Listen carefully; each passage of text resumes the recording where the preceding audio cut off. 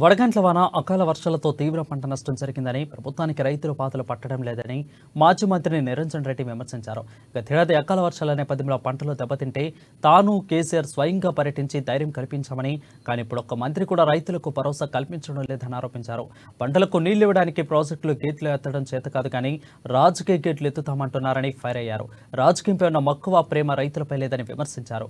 కాంగ్రెస్ ప్రభుత్వ రైతులకు ప్రతి ఎకరకు 10,000 ఇవ్వాలని డిమాండ్ చేశారు.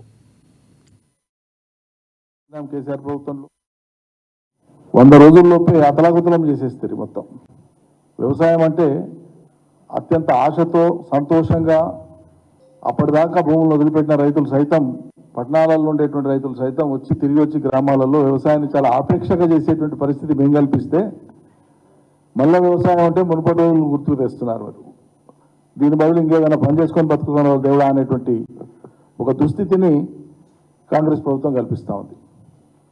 నీళ్లు ఉన్న కాడికి ఉన్న నీళ్లను రిజర్వాయర్లలో ఏ మేరకు ఉంటే ఆ మేరకు ఈ మేరకు ఇస్తామని చెప్పి ముందే ప్రకటించమని చెప్తానంటే ఆనాడు ఎన్నికలైన వెనువెంటనే మేము చెప్పినాం. డిసెంబర్ 1st వీక్లో చెప్పినాం. ఫలితాలు వచ్చి ప్రభుత్వం ఏర్పడిన వెనువెంటనే చెప్పినాం.